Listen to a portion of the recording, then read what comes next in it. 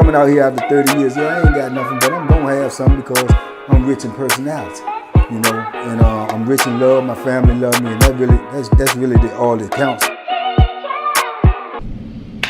Yeah, they're supposed to be killers, but yet at the same time, y'all having a debate about a dude that robbed y'all, and he right here, and y'all ain't doing nothing about it. And you know that in the penitentiary, once you show any type of weakness, then you automatically gonna be, you know, exposed. You're gonna be extorted. People gonna come at you from all different angles. But that didn't apply. It seemed like with Lamont Kane, it didn't even apply. It's like it's expected. You know what I'm saying? This is Lamont. Ain't nobody else gonna do it, but this is Lamont. You know what I'm saying? So that's how it was, man. And I'm talking about this is actual and factual. I'm trying to tell you right now, if you out there and you from Richmond, you know what I'm talking about. You know, if you've been in that penitentiary, you know what I'm talking about. Like I say, I done seen this dude in action. I done seen him play basketball. I done seen him lift weights. Like I say, he freakishly big and strong. I remember the first week he got on the compound, I was in the gym and I'm in there hitting the heavy bag. And I'm hitting the heavy bag and I'm beating it, bam, bam, bam, bam, bam. And I see him come in there. The weights is in the gym as well on power tan. So he comes in the gym, huge, walks in, man, and the dudes is over there lifting weights. So he said, yo, put some weight on there, man. I ain't been on the weights in about 2 years, man. You know, I'm coming out of segregation. I gotta see where I'm at, man, get my strength back. So they say, well, what you want to put on there? He said, well, try 485 first. Let me see what's going on. So I'm hitting the bag and I'm listening too, you know. 485. 485. Man, I personally can't squat 485. This man won't put 485 on the bench press. And I'm sitting there and I'm angling myself. Now I'm turning around because I want to be in position to see him when he get up under the weight. So they put the weight on the bar. And I see him, he walk around, he get himself together, he goes sit down, he get up under the weight, and he pulls it.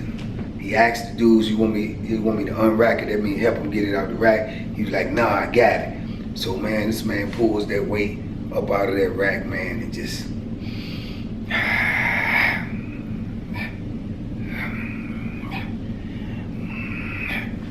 three times like it won't nothing, just like breathing, man. I'm like, my God, dude. When he set the weights back in the rack, the weights is so heavy, the bar is just flapping like this. And I'm like, he did it like it wasn't nothing. When he finished doing that, he said, yeah, he got up. He said, all right, go ahead and put 505 on there. The man put 505 on the weight, on the bench press in the weight room, and ain't been up under no weight, according to him, in 2 years. He got right up under that, the same thing. Pull it out the rack, just 3 times, put it back in the rack. He said, yeah, man, I'm out of shape. I gotta get back right, man. I'm looking at this dude like, oh my God, I see why. This dude is a freak, man. I mean, he is just like a freak of nature. I'm saying he's super strong, he's super big. And then when you add that together with his reputation and his aura, this is what terrified the dudes, because what are you gonna do with him? You know what I'm saying? You can't do nothing with him. I seen this man go in the cell with a dude that he had a dispute with. The dude had a cell partner who was his partner, like they cool. So he went in the cell, so he argued with the dude. It was about a transaction about some money. So he argued with the dude. So then his cell partner is in there as well. Now they got another buddy that's cool with him too. So then he done came there to the cell, like trying to find out what's going on. Listen, Lamont tell all 3 of them to come in the cell. They all 3 come in the cell. He closed the door, and all you heard was boom, boom, boom, boom, boom, boom, boom, boom, boom, for about a good, I mean, it wasn't even a good 4 to 5 minutes, if that, you know, 4 to 5. He came up out the cell, walked up out there like nothing, ain't had a scratch on him. All 3 of them went to medical. All 3 of them went to medical, man. I'm telling you, this is fact, not fiction. people that's been in there behind them bars know what I'm talking about when I'm talking about him. When this dude, like I say, he wasn't nothing to play with. He was just super big, super dangerous, and he had a heart big as Texas, so it ain't nothing scary. You know, police was scared of him. Police down here is always scared of dudes with size. When they see dudes as big like that, they automatically scared of him. And then when they got the reputation to go behind it, yeah, like I say, white gloves, just like with Sam Pitts, they gonna, Mr. Cain, let me talk to you. You know, somebody else says, hey, hey, hey, you know, but it's Mr. Cain when they talking to him. You know, so like I said, he was a dangerous dude, man, and he was a big dude, and like I said, he used that to his advantage. He did what he did with his size, and he reaped the benefits from it. But you know, so it's also drawbacks to it, because you got some dudes, like I say, that's in there. You always gonna have dudes in there they got a different mentality as well. They killers. So if you run across them and they so terrified of you and your reputation, they gonna try to sneak you and get you like that too. Now, with the whole time I was around him, none of that ever happened. Ain't nobody never built up enough heart to go at him like that. People had plenty of reasons to go at him, but no one from the whole time I was around him ever had that type of heart to try to go at him like that. He did what he wanted to do. He did it when he wanted to do it, and ain't nobody do nothing about it. Period. I mean, that's just fact. Anybody tell you that they did something to him or something different, they lying. I'm telling you from my experience with being around him, they lying. I ain't never seen nobody challenge him or come at him. Besides the time that I seen him whip them 3 dudes in the cell, and he invited them in there. It ain't like they say, come on, let's go in the cell and fight. No, he called them in there. So, yeah, man, it's a lot of stories you'll hear about him. There's a lot of more stories that I know. I don't want to put it all in the in the violent sense, because like I say, he was a good dude. Like me and him, we got cool because I can play chess. I'm a good chess player. And I used to be playing chess and be beating dudes in the block. So I try to challenge people. You know, chess is it's a mental game, so it's an ego game. 2 dudes be playing chess, they talk stuff to each other, and you want to win for bragging rights. So the thing was, he could play chess too, and he said he could. So I'm beating dudes, and he used to be standing by watching the games and telling me, yeah, I want to get next, Yeah, you know, you can't beat me like that. You can't. I'm like, okay. So we got in the thing, we started playing there. I ain't gonna lie to you, he was good. He's a good chess player too. You know what I'm saying? So we may go back and forth. He may win some games, I may win some games. So we got cool because of the simple fact that we was playing chess together, and I used to be sellers with his brother. I knew Burley. I always knew Burley, and he knew that I knew Burley, and that's how we started our conversation. That's how we started our friendship. So then we used to get to gambling and playing each other in chess. When I say gambling, we gambling playing chess, because we got to the thing, like both of us used to get visits. He had a wife, and at the time I did too, so we used to go to the visiting room all the time, every weekend together. And so we used to have bragging rights. Now whoever wins, when you go to the visiting room, you had to go to the table and tell the next man's wife or visitor, hey, yeah, you know, your husband is the best chess player I ever played, you know. So I know it was embarrassing and it's childish, but that's the type of things we was doing in there, because like I say, you got to make your own fun in there. You got to make your own happiness. So we used to do that, man, and me and him was doing that for a while, man. And let me tell you something, I hated to be the one that had to go over there and say that, man, it's an embarrassing thing, man. That joke just used to get me. And I used to be like, man, I got to beat this cat. I used to beat this cat. So we used to play all week, and at the end of the week, by the time the weekend came, whoever had the most wins, that's, you know what I'm saying, that was the winner, you know what I'm saying? So he got me a few times, but I got him a few times too. Shout out to Lamont too, man, if you out there watching this. I just talked to Burley, like I said, about a week or 2 ago, and he told me that Lamont is out here doing good. He moved to another state, he married, he working, he doing his thing, man. So shout out to him, man. He ain't out here getting in no trouble or nothing like that. Obviously, he must have turned his life around, and, you know, trying to, you know, you get older, man, and you have to put those things aside, and you have to become a man, you know what I'm saying, with responsibility and stuff like that. So shout out to him for doing this thing out here.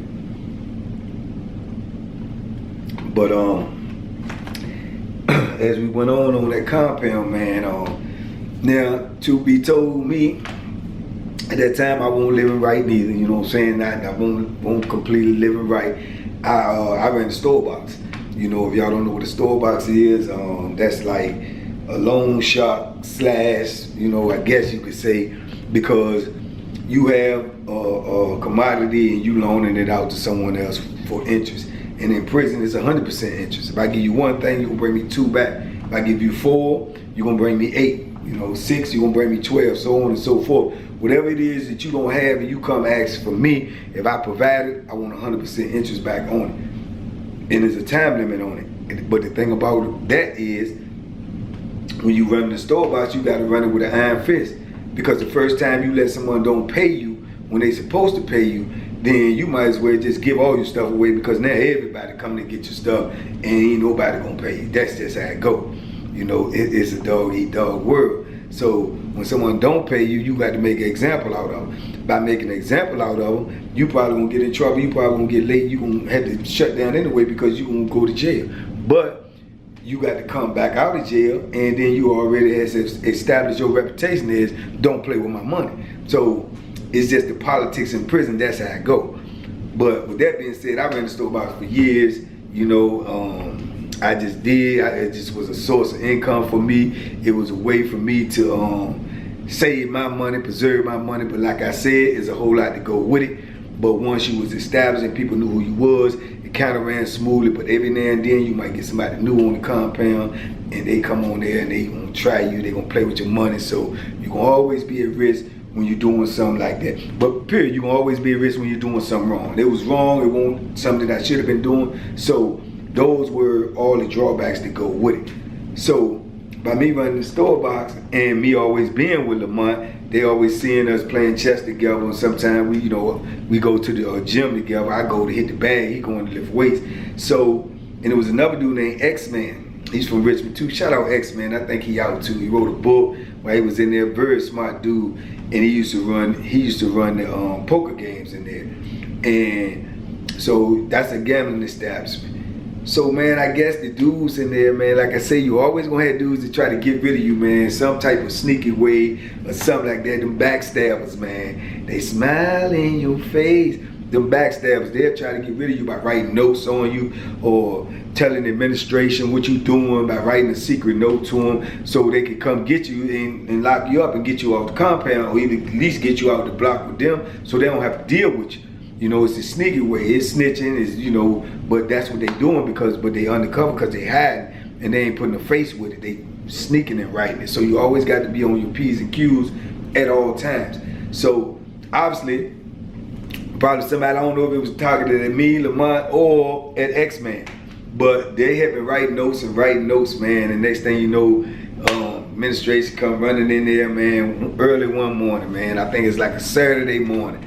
And they come bum rushing there, man, before the doors open. And they got their whole tag team squad, the run-in squad. They come to my cell. They come to Lamont's cell. They go to X-Man's cell. And they tear our cell up, man, shake down looking for whatever it is that the people done told them we got or whatever. They looking for weapons or this, that, or the third. Anything they can find to give you a charge, lock you up or whatever. They ain't find nothing on me, you know what I'm saying? They tried to say I had a whole lot of commissary, which automatically meant that I either was doing something to get the commissary, like running the store box, racketeering or whatever. Man, they locked me up, they locked Lamont up, and they locked X-Man up, and put us under investigation for store boxing, racketeering, and extortion.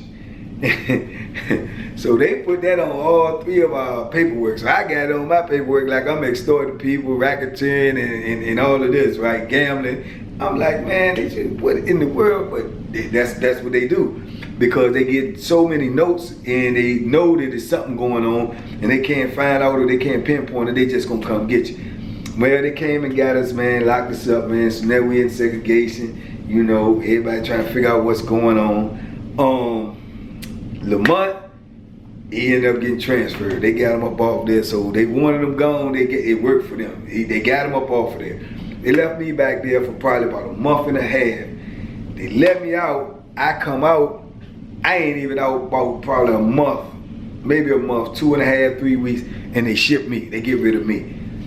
X-Man, you got away. If you watching this, X-Man got away. X-Man ended up staying on that compound for 13 more years.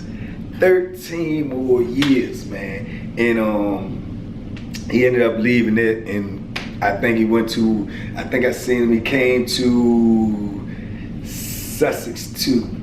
And then he Last I heard, he had made parole and went home. You know, I think he went home, got home before I did. And I heard he was out here doing some good things too, wrote a book, another book out here, or either got his book published, the one that he had wrote in prison, which I had read when he was in prison. He wrote it, I read the rough draft and everything. Good book, good material.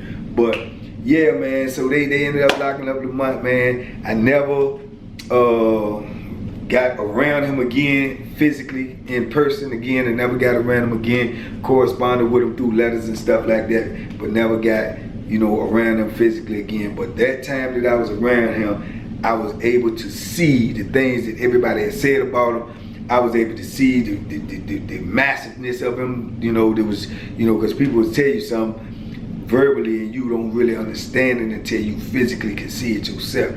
And like I said, I was able to experience that, man, and able to experience being friends with him. Like I say, he's a good dude at heart, you know what I'm saying? A real kind dude, man. He just had the way that he lived, and that was his lifestyle, and he had an image that he had to uphold, and that's what he did. But if you really got to know him, he was a good dude, man. He still probably is a good dude. Like I say, he's out here now, and he's married and living a family life, so shout out to him and his family. But man, all y'all from Richmond, y'all know this.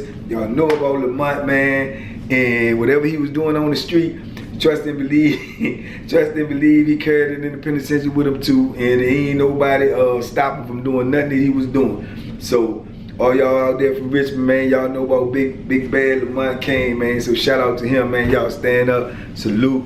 But like I say, man, it's a lesson in every blessing, man. The lesson is, man, when you do something and you doing wrong, just like me when I was running the store box or whatever, when you do something and you doing wrong, man, you gonna pay for it either now or later. You see what I'm saying? I look at it like, at the time I'm looking at it like, well, I won't do nothing to nobody, I won't do nothing wrong, and I just got caught up from being around, you know, Lamont and being around X-Man because he gambling, he extorting people, but at the same time, I'm racketeering, so the charge did fit. I just couldn't see it at the time because I didn't want to look at the flaws in me. I was looking at, I'm giving you some of mine, and you know, I'm charging you for giving it to me. It's no different than a real store. You know, you go get something, you paying for it. But at the time, like I say, that's the way I perceived it. But now, like I say, it's a lesson in every, it's a blessing in every lesson.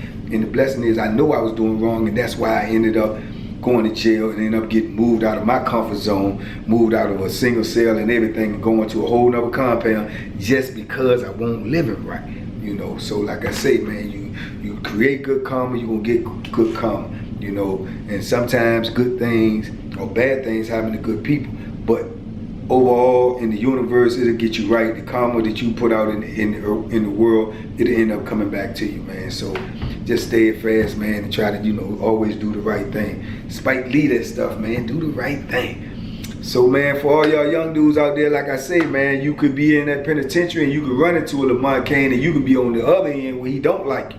So what you gonna do? You know, like I told y'all all the time, it ain't no pistols in prison. You know, it's either these or it's either up close and personal. Everything you do is you gonna have to be right up there on the man to do it. And you ain't gonna be able to stand over in the corner, stand away and shoot him. So you need to think about these things, man, before you put yourself in that position. Shout out to everybody that's been rocking with me, man, with these stories. Shout out to everybody, man, that's on Team Banking Pound, all my family members. I appreciate y'all. I love y'all out there. Y'all keep on rocking with me. We got more stories to come. And in the meantime, I'll see you shortly. Be safe, be smart, make good decisions, man. Appreciate you.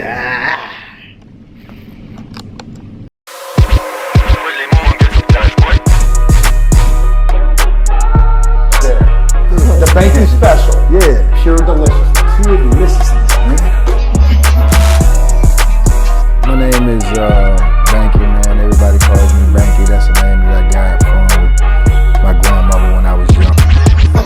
I'm coming out here after 30 years. Yeah, I ain't got nothing, but I'm gonna have something because I'm rich in personality, you know, and I'm rich in love. My family love me, and that's really all that counts.